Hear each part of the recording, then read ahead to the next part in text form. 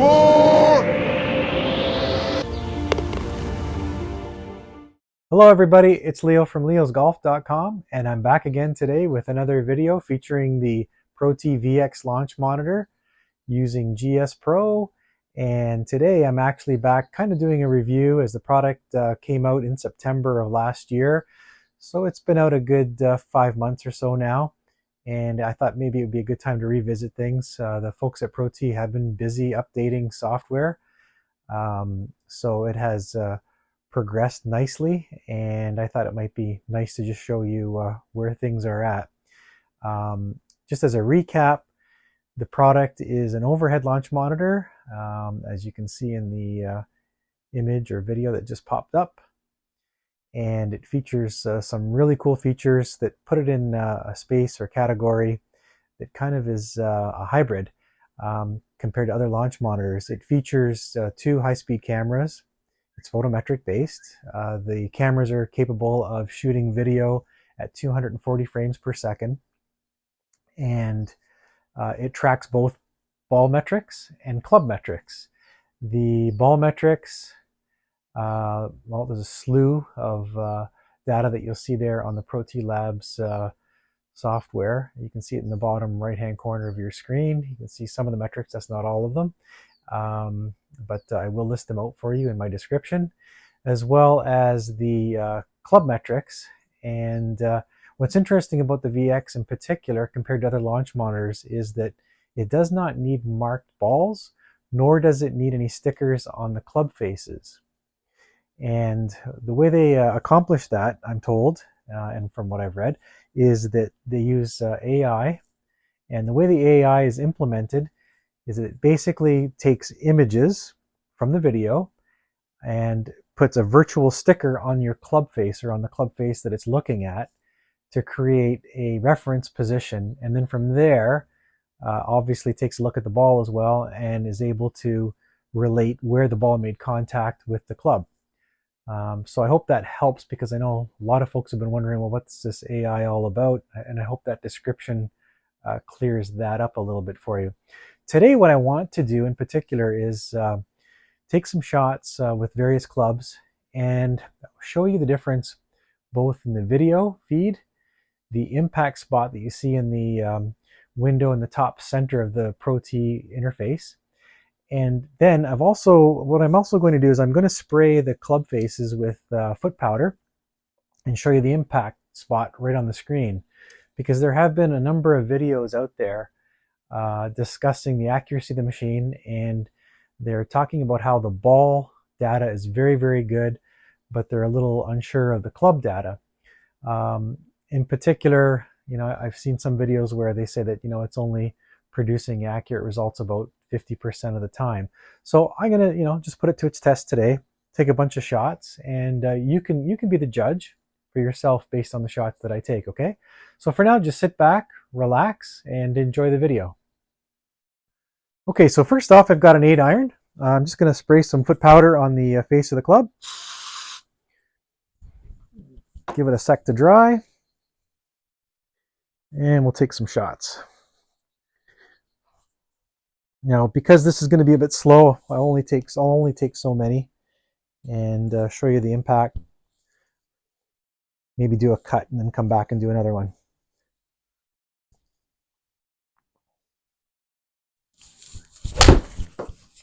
That's a bit pulley for me.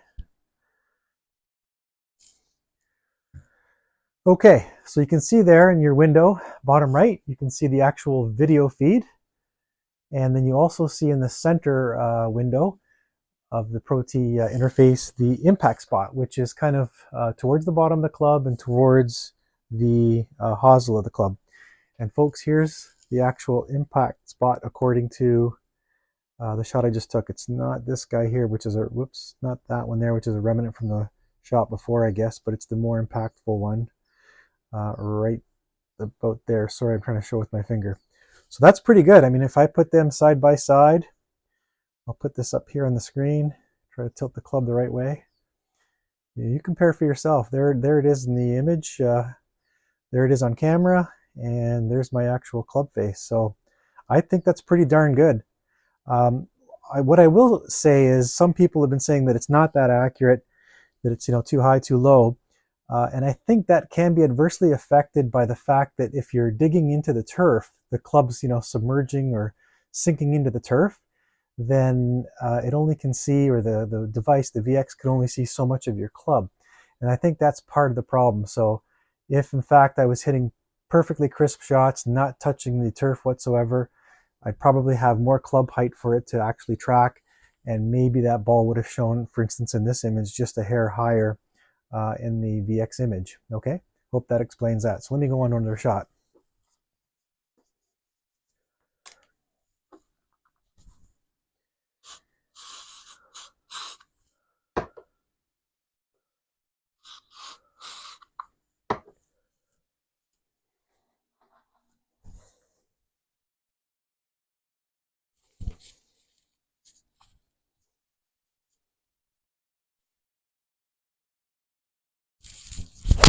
That's another pull. I thought it was thin. Let's see what's it. Yeah, showing up on camera. Thin. Look at my club face turned. Ouch.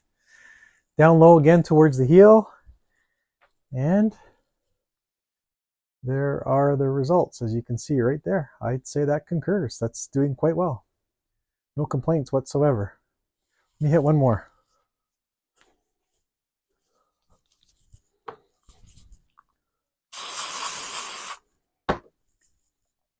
Then what I think I'll do is maybe I'll move to a, say, a hybrid.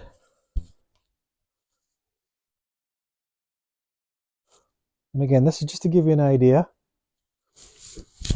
That one's going to go a little left, just offline a bit, a little bit of a fade on it. Now it's showing just below center, and at center horizontally. And you know what? I don't even really need to show you the image, do I? If you look really closely, you can see in the video the actual powder impact spot. It's pretty cool. Right after the shot, you'll see a dark spot on the club. That is so cool. That's how good the camera is. But here it is. Whoops, where are we here? Look at that. Folks, for the naysayers out there, if you've got your machine calibrated properly, this unit performs very, very well. Okay, I'm going to move now to a hybrid. Spray up the face. Might be a bit tougher because it's a black head. We'll see what happens. I don't know how much I can actually see. Go to GS Pro here and just select the appropriate club. Yeah, I've got a bit of white on there. Hopefully it'll work.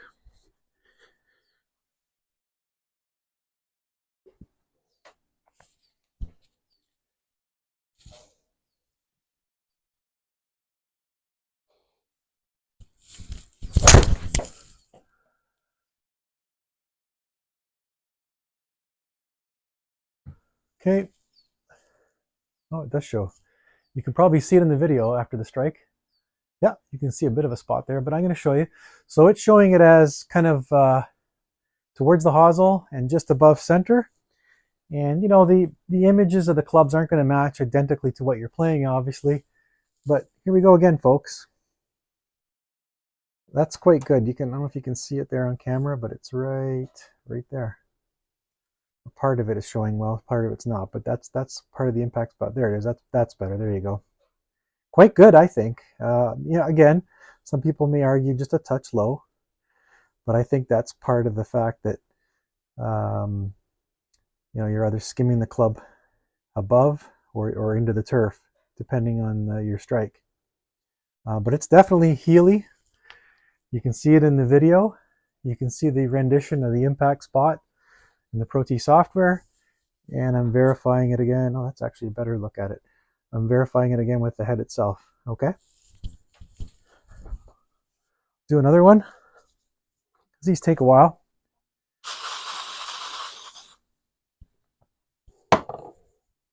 Let that dry. While I'm waiting, folks, please help my channel. Like and subscribe. I'm always trying to do informative videos like this. And if I can help anyone with equipment, I do sell and install complete systems and components, and I'd be happy to help. Just get a hold of me. info@leosgolf.com or even leo@leosgolf.com. Okay, we'll try another one with a hybrid. Man, my clubs have never smelled so good.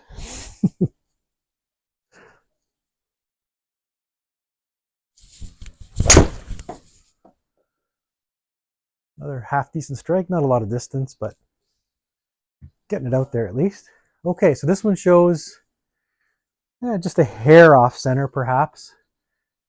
And you can see the impact spot, same thing, right, in the video. And the rendition on screen again of the impact spot looks quite good. And folks, here's the club again.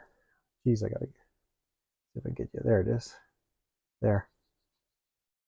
You can kind of see it there. That you might think that's actually the club's print, but it's not there. If I kind of turn it to an angle, you can see there. You can see it a little better there. Try it on this side too. There you go. Okay. So for me personally, no complaints. Now, is it to the, nth degree or millimeter? It might be off a bit.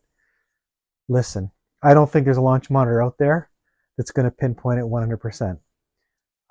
What it is doing though, folks, is it's giving you a darn good idea as to what your swing is doing, okay? No arguments whatsoever there. I don't think people can argue with that. It's giving you fantastic data. What's nice about the VX as well is it's sitting at a price point that is very attractive. It is giving you all the data, ball and club as I mentioned, not requiring you to use a marked ball or any stickers, as I said. Really generous 21 by 24 hitting area. And it's coming in at a price level thousands less than many other monitors out there. So I really encourage you to do your research. If you have any questions, drop me a line. So I've got driver now. Whoops, haven't sprayed the club.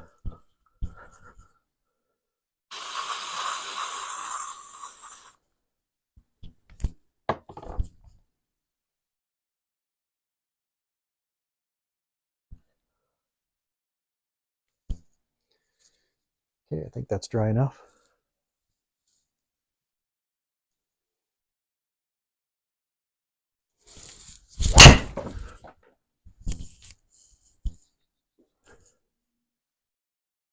Bit of a pull, but it's out there.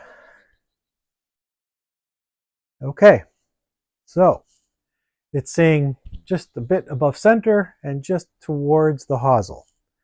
You see it there in the video too. Boy, do I ever come outside in, folks. But again, pretty clear in the video. And correlating to the image created by the Protee software. And trying to hit the ceiling here. There it is. That's the actual impact spot on the club. A little tough to see, but trying to angle it so you can there. There it is there. You can see it really well there. Okay. Again, I think it's lining up quite well. I'll hit one more.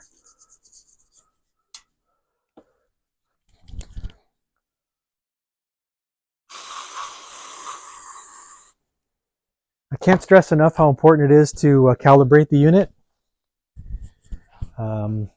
It's really simple actually, but my point is just make sure that you get your machine set up and that you go through the calibration process. And it doesn't hurt to do it every so often too, even though you think maybe things haven't moved around, you just don't know. Okay, one more with the driver.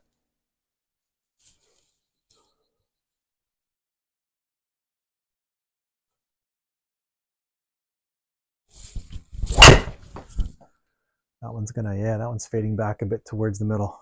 But still, it gives me a good idea.